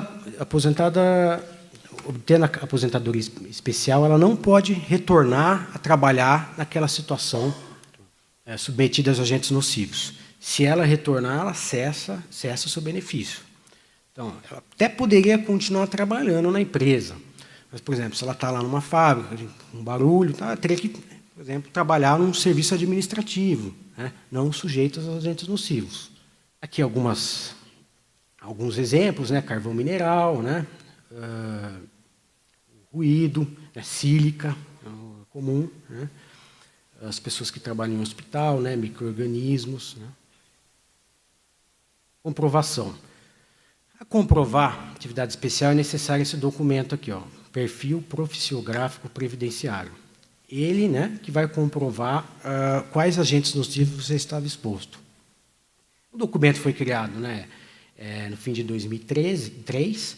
Ele reúne, né, todos os antigos laudos, né, o LTCAT e tal, reúne num documento só todas as suas informações laborais no que dizem respeito aos agentes nocivos. Né? Isso daqui é obrigatório a empresa fornecer o PPP. Né? Isso é expedida por médico ou engenheiro de segurança de trabalho. Todas as empresas são obrigadas a fornecer o PPP ao empregado na rescisão do contrato ou na época do requerimento da aposentadoria. Então, se você quiser comprovar, incluir na aposentadoria tempo de contribuição exposto a agentes nocivos, precisa desse documento na empresa. Ou numa empresa, ou cooperativas de produção, né, cooperativas de trabalho também pode-se atestar isso. Né? E assim que são a tabela de conversão. Vamos supor, o homem trabalhou, vamos supor, 10 anos sujeito a agentes nocivos que se converte em 25 anos. Vai dar ali 1,4. Então, vai aumentar 4 anos. Então, ele vai levar para a aposentadoria dele por tempo de contribuição mais 4 anos, se ele tiver exposto por 10 anos. Né? Documentos, aqueles que eu já disse, além do PPP. E aqui, vamos falar um pouco da aposentadoria por tempo de contribuição do professor. Aposentadoria por tempo de contribuição será devida ao professor comprovar exclusivamente tempo de atividade exercida em funções de magistério em estabelecimentos de educação básica, bem como em cursos de formação autorizados e reconhecidos pelos órgãos competentes do Poder Executivo Federal, Estadual, Distrito Federal e Municipal, nos termos da LDB. Após completar 30 anos se homem e 25 se mulher, independentemente da idade. No caso da regra 85/95, os professores reduz, né, 5 para a mulher é 80 e para o homem é 90. Basta o tempo de contribuição, né, 25 anos, por exemplo, no caso da mulher. Né, Mas a idade ela completar 80 pontos. Né? Essa é a tabela progressiva. A atividade de educação básica, né, é formada pelo ensino, educação infantil, ensino fundamental e ensino médio, nas modalidades presencial e à distância. Como se comprova o tempo de contribuição como professor? A carteira de trabalho, né, se tiver constando, né, professor de educação básica, tem que estar registrado isso, né, o PEB, a educação infantil, né, pode estar especificado. Caso não esteja, pode ser eventualmente pode ser pedido algum documento extra para esclarecer isso, né? As informações constantes no CNIS e na certidão de tempo de contribuição. As pessoas que trabalham em órgãos submetidos ao regime próprio de previdência social têm que solicitar esse documento, a certidão de tempo de contribuição. São os docentes, né? Funções de direção escolar, coordenação e assessoramento pedagógico estão incluídos, né? Atividades de administração, planejamento, supervisão, inspeção e orientação educacional também estão incluídos, né? São o serviço público. Às vezes a pessoa ficou afastada por 5 anos, por exemplo, como professor. Esse tempo também vai contar, né? Tempo, alguma licença, outro tipo de natureza de licença-prêmio, também conta para o tempo de contribuição. Vou anotar aqui também, não é possível fazer a conversão, né? Pelo menos o INSS não reconhece, né, a conversão do tempo de contribuição do professor para a aposentadoria por tempo de contribuição. Foi o que eu anotei aqui. Os documentos são aqueles mesmos, né? Além eventualmente, algum comprovante da atividade de professor. Por fim, aqui, as aposentadorias são irreversíveis e irrenunciáveis. Uma vez recebido o primeiro pagamento e o fundo de garantia, esse benefício vai ser seu, não vai poder ser alterado, não vai poder desistir, né, do benefício. Talvez uma revisão, se for trazido algum documento novo, algum elemento novo, pode ser revisto, né, mas não pode ser mais desistido. Então, quem tiver dúvidas, quiser mais informações sobre aposentadoria para algum parente, para si próprio, aposentadoria do professor, tiver dúvidas, quiser questionamentos, pode me mandar um e-mail, mando os slides, tá? E soluciono as dúvidas que tiverem. Então é isso. Obrigado, viu, para os professores. Parabéns para vocês, principalmente. Tá?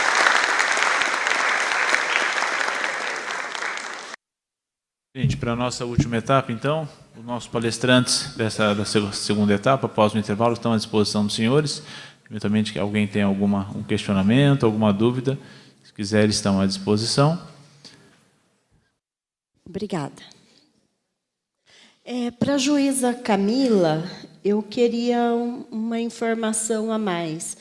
Quando ela fala dos alunos, não, dos aprendizes com 18 anos, até 18 anos, que tem a obrigatoriedade de férias no período escolar, isso foi uma informação bem nova para mim. E, assim, a gente sempre está procurando ler, se informar. Imagine, então, para os alunos, se existe algum meio de informação para quem está nessa situação de aprendiz e que está nessa situação, porque não conheço ninguém nessa faixa etária que saiba dessas informações. E a outra pergunta deixa eu ver aqui, para o juiz Marcelo, para que ele falasse alguma coisa sobre, na questão da Previdência, agora, com as mudanças, o que fala nessa providência sobre a situação de acumulação de cargos. Obrigada. Bom, eu vou responder pela doutora Camila. Tanto a doutora Camila quanto o doutor Marcelo Pallone não estão agora a doutora Camila com problema de saúde na família, o doutor Marcelo foi para Brasília, lá na discussão das reformas, né? Então, ele saiu daqui, já foi para o aeroporto, deve estar lá no avião, chegando em Brasília. Bom, com relação aos adolescentes, de fato, os aprendizes até 18 anos, a CLT fala que eles têm que gozar as férias no período das férias escolares, né? Porque, de fato, o adolescente que está em processo de aprendizagem, goza obrigatoriamente, hoje obrigatoriamente. Com a reforma trabalhista vai acabar essa obrigação. Tá? Mas o espírito da lei da CLT, porque não adianta conceder férias para os aprendizes no período que ele está tendo aulas, e ele não vai aproveitar as férias dele, né? Então, se for junto com as férias escolares, ele consegue realizar uma atividade, ir jogar bola, ir para um acantonamento. Ele teria, de fato, a disponibilidade do tempo, tanto escolar como de trabalho, para descansar. É esse o espírito que está lá no artigo 130 da CLT. Mas eu vou falar para o Diomário, tem umas revistas em quadrinhos do Ministério Público do Trabalho, do MPT. Se você colocar no Google revistas do MPT, tem vários tópicos, e um desses tópicos é aprendizagem, e é na linguagem deles, é revistinha em quadrinhos. Então, fica um material para quem quiser trabalhar nas classes, nas salas de aulas, é um material bem didático e na linguagem deles, dá para baixar em PDF lá do site do MPT. Mas eu vou pedir para o Diomário colocar também na página, na nossa página, na fanpage do TJC. Aí fica fácil para vocês acessarem. Tem diversos temas, medicina e segurança, o trabalho da mulher, estagiário. Então, eu acho que vai facilitar a vida, como você falou, para debater com eles esses direitos que eles têm, né? Com relação à aposentadoria, eu desconheço esse tópico, eu não me aprofundei, não sei se o Gabriel conhece essa questão de possibilidade de acumular os cargos. Hoje, pela Constituição, se pode acumular, né, 2 cargos se for um de professor, né, é a regra constitucional.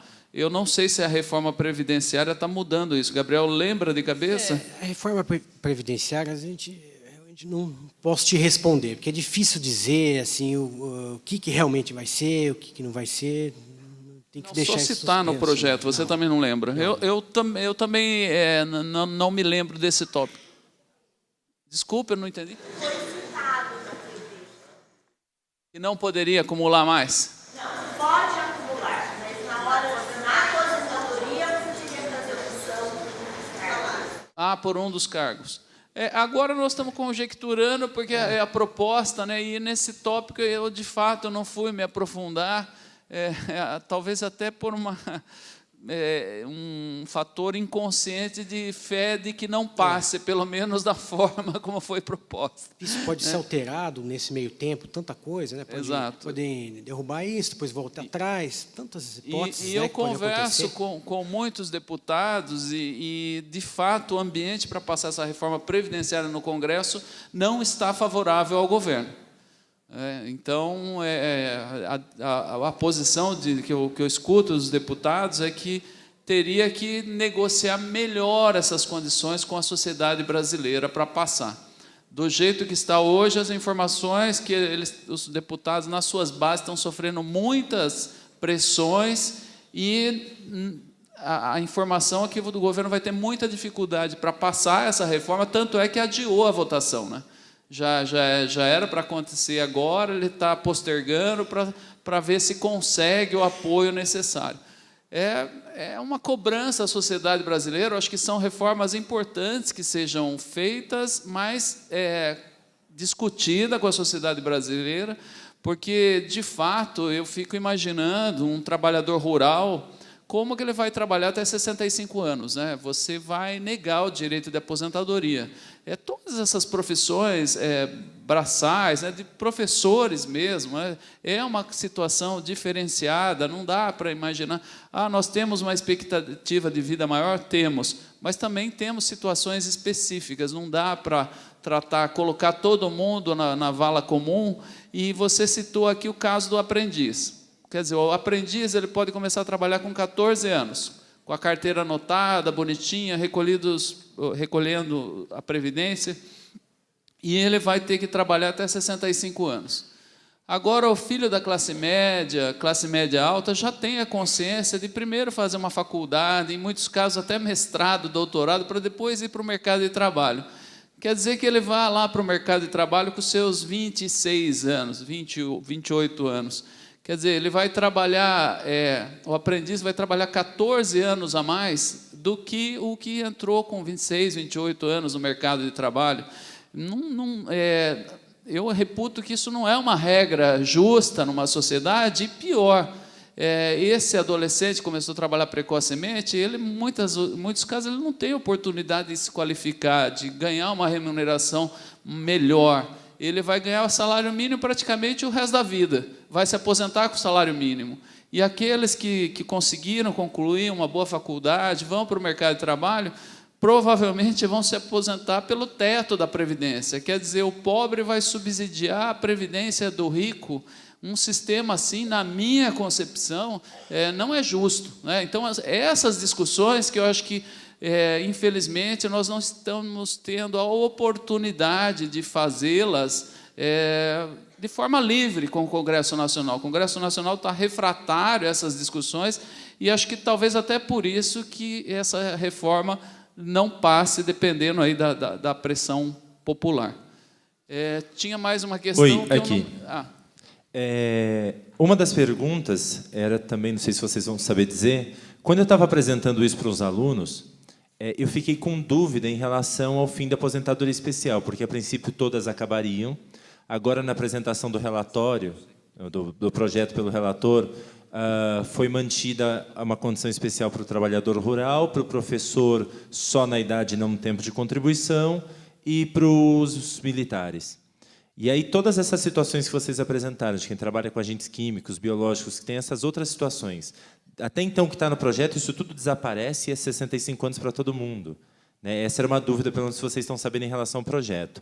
Contextualizando a pergunta dela, isso é uma coisa que começou a me preocupar, porque, de fato, o texto não dizia, e ele não mexe, até então que eu sei, com a possibilidade de acumulação de cargo, que o professor e pessoa da saúde também pode ter, mas ele deixa claro que você só vai poder ter um único benefício. E agora, no relatório apresentado, ele diz que você pode ter 2 benefícios, a pensão e, no caso, a aposentadoria, se ela não exceder 2 salários mínimos. Então, se neste pacote for colocado também a possibilidade da acumulação de cargo, nós estamos perdendo. E é realmente um texto nebuloso, a gente não tem...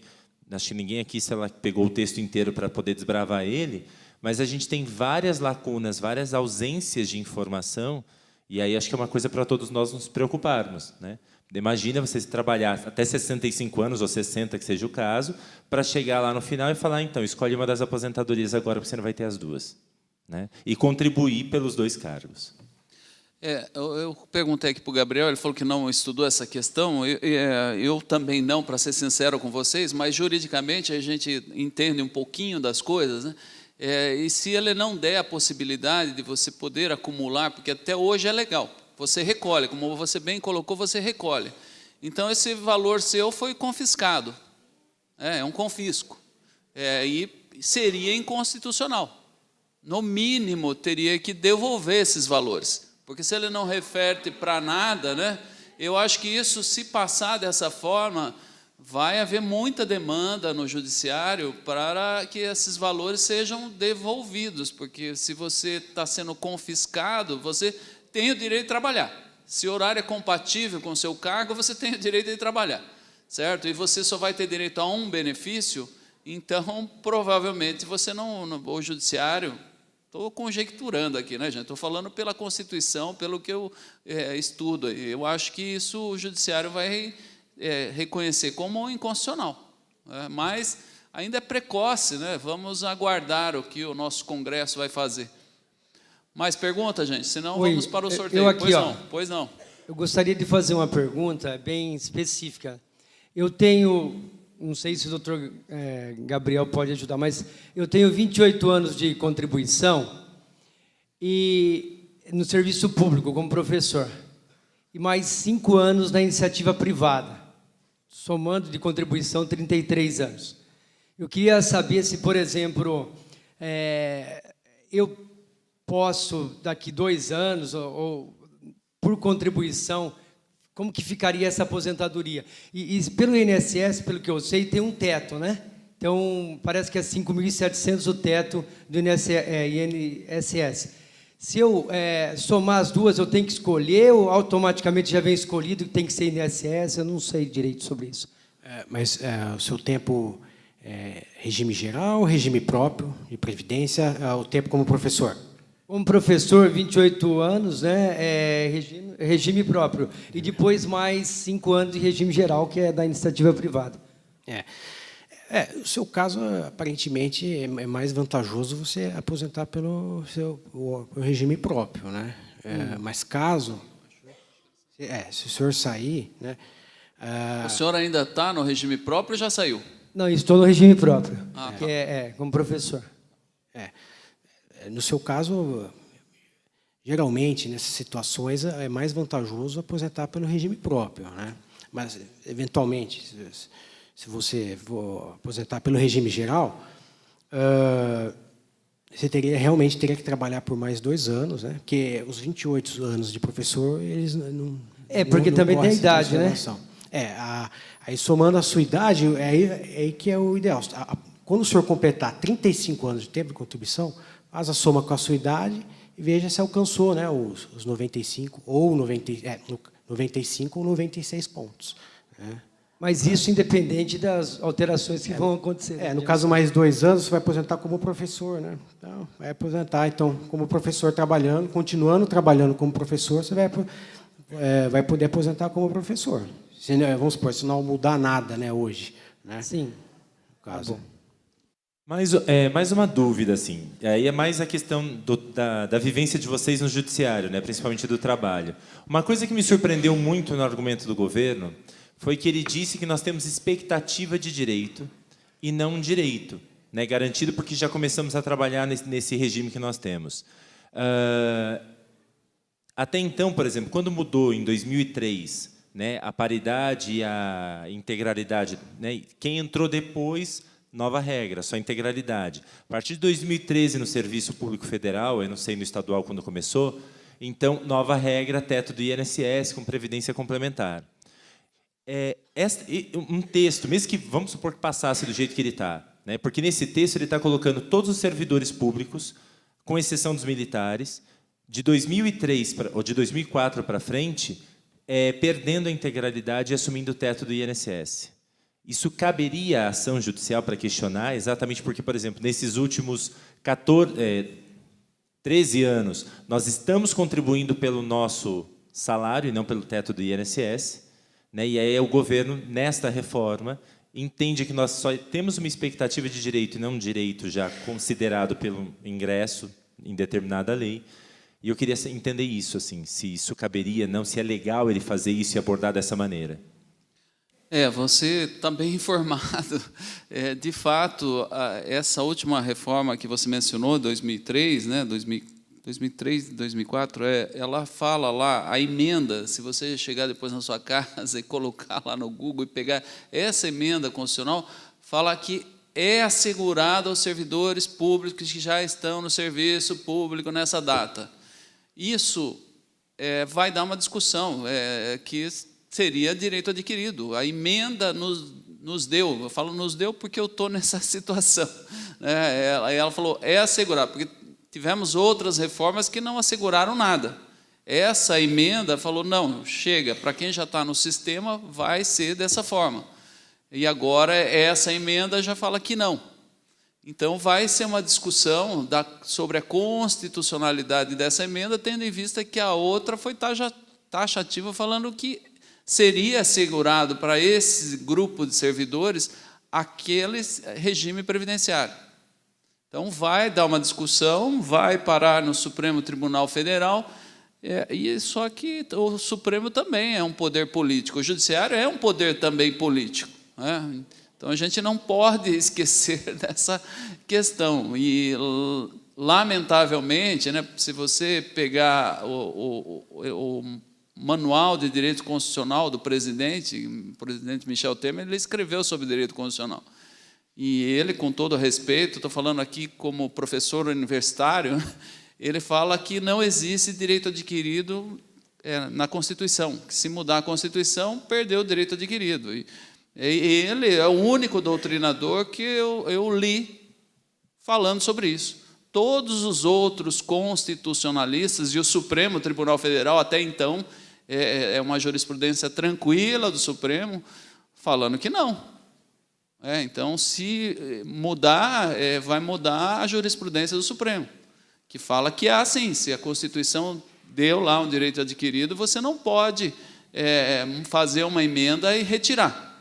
Quem já tinha aqueles requisitos tem que ser preservado.